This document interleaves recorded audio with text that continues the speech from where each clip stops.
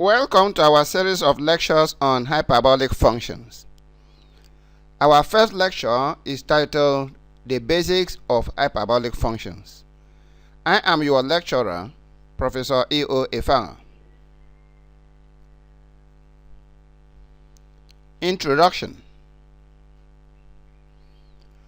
Related to the familiar trigonometric functions are the functions known as the hyperbolic functions.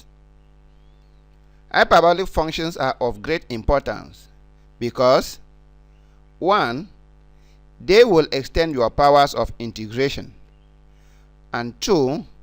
You may need them in mechanics. First, we shall study the functions themselves. Then, applications will follow in our subsequent lectures.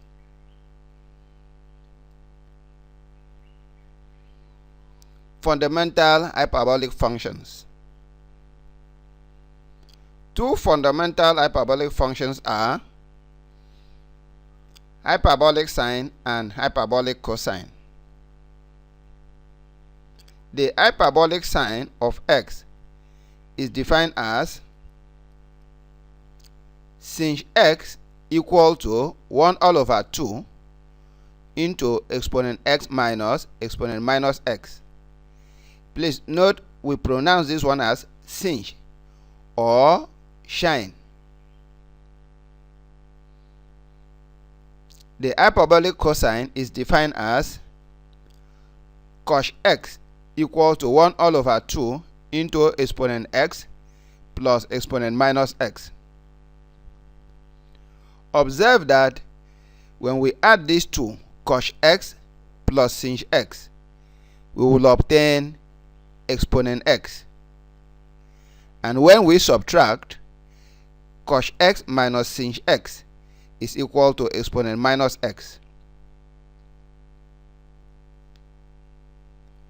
Derived hyperbolic functions. The following hyperbolic functions are derived from the fundamental hyperbolic functions. 1. Hyperbolic secant. This is defined as sec x equal to 1 all over cos x. 2. Hyperbolic cosecant, defined as cosec x equal to 1 all over sin x. 3. Hyperbolic tangent, defined as tan x equal to sin x all over cos x. And 4. Hyperbolic cotangent, defined as cotang x equal to 1 all over tan x, and this is equal to cos x all over sin x. Graphs of hyperbolic functions. To plot the graphs of any functions, we have to first of all construct a table of values. And the table of values for the graph of y equal to sin x for x ranging from minus 4 to plus 4 is shown below. These are the range of values of x from minus 4 to plus 4, and the corresponding values of sin x are these. So plotting sin x on the vertical axis against x on the horizontal axis, we obtain the following graph. So this is the graph of y equal to sin x. Next, we plot the graph of y equals to cos x, and the table of values for x ranging from minus 4 to plus 4 is given below. We can then plot cos x on the vertical axis against x on the horizontal axis, and this is the graph of y equal to cos x. The hyperbolic identities. The first fundamental identity is cos squared x minus sin squared x equal to 1. Let us prove this. Proof. We recall that cos x is half into exponent x plus exponent minus x. So cos squared x is the square of that. Now expanding this, we obtain 1 all over 4 into exponent 2x plus exponent minus 2x plus 2. Also, sin squared x is equal to half into exponent x minus exponent minus x, all squared. And when we expand this, we obtain 1 all over 4 into exponent 2x plus exponent minus 2x minus 2. Now let us subtract sin squared x from cos squared x to obtain 1 all over 4 into exponent 2x plus exponent minus 2x plus 2 minus 1 all over 4 exponent 2x plus exponent minus 2x minus 2. Opening the bracket, we obtain 1 all over 4 exponent 2x minus 1 over 4 exponent 2x, which cancel out. 1 over 4 exponent minus 2x minus 1 all over 4 exponent minus 2x will also cancel out. Then 1 all over 4 times 2 is half, minus 1 over 4 times minus 2, that is also half. So half plus half will give us 1. So we have shown that cos squared x minus sin squared x is equal to 1. Alternatively, we can prove as follows. We recall that cos x plus sin x is equal to exponent x, and cos x minus sin x is equal to exponent minus x. Let us multiply these two. Cos x plus sin x times cos x minus sin x equal to exponent x times exponent minus x. Exponent x times exponent minus x is exponent 0, and that is equal to 1. Observe that this is difference of two squares, so if we multiply it out, we will obtain cos squared x minus sin squared x equal to 1.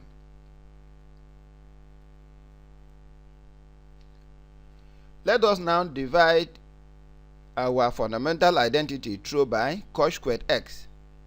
And when we do that, we will obtain cos squared x all over cos squared x minus sin squared x over cos squared x equal to 1 all over cos squared x. Cos squared x will cancel cos squared x. Sin squared x over cos squared x is tan squared x. And 1 all over cos squared x is sec squared x. So this will give us 1 minus tan squared x equal to sec squared x. This is our second fundamental identity. Again, dividing the fundamental identity, the first fundamental identity through by sin squared x, we will obtain this. Cos squared x over sin squared x minus sin squared x over sin squared x equal to 1 all over sin squared x. Cos squared x over sin squared x is cotangent squared x, and this one will cancel to give us 1. 1 all over sin squared x is cosec squared x. So this then gives us the identity cotangent squared x minus 1 equal to cosec squared x.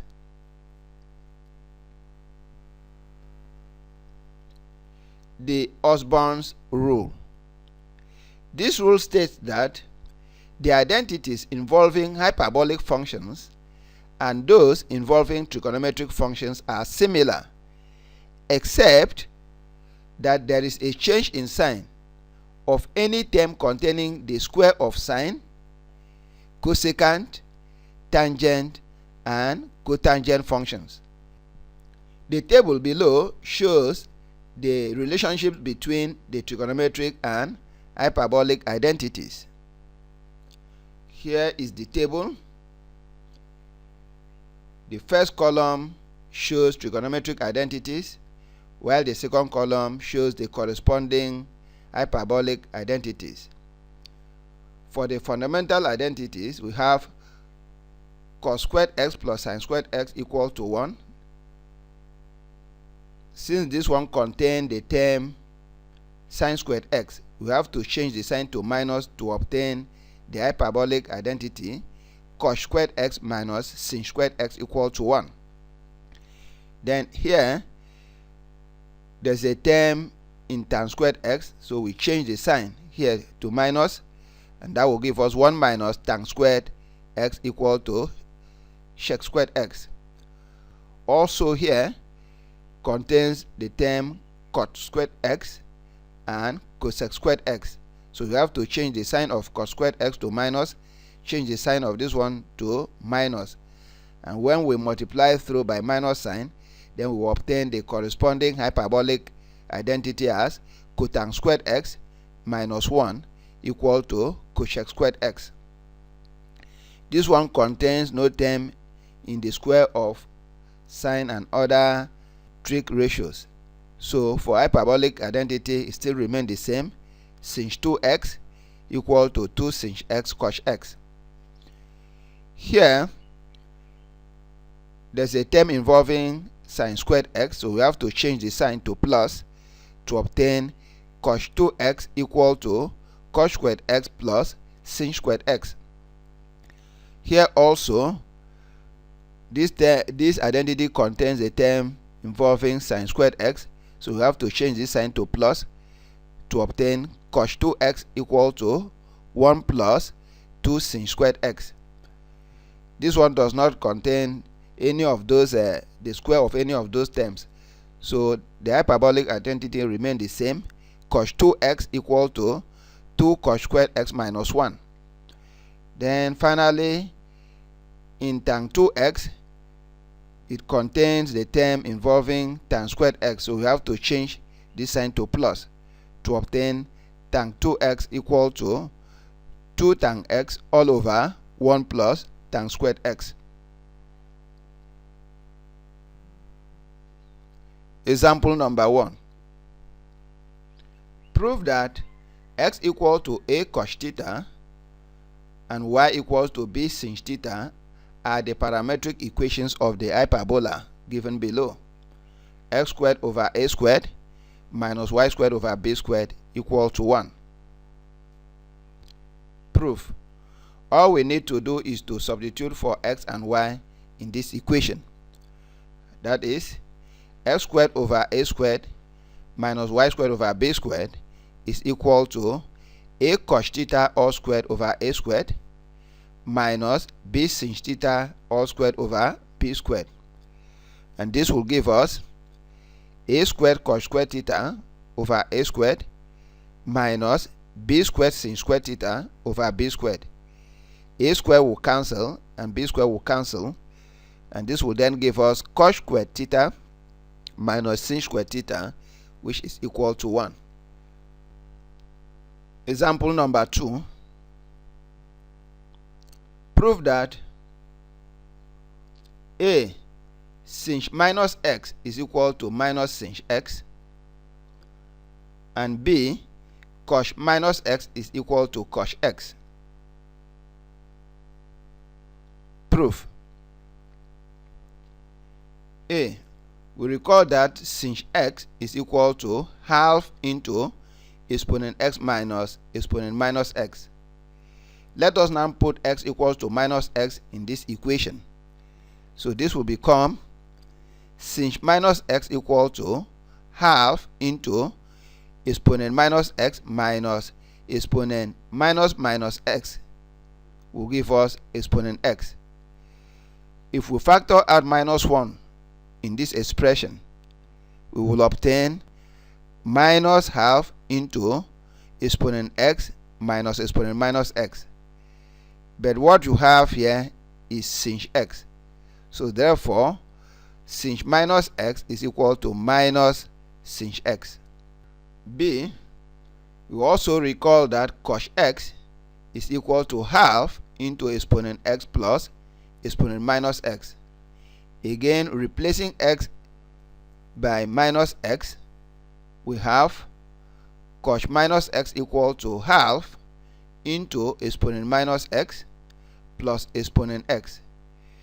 This is equal to half into exponent x plus exponent minus x, which is the same thing as cos x. So therefore, cos minus x is equal to cos x. Example number 3. Prove that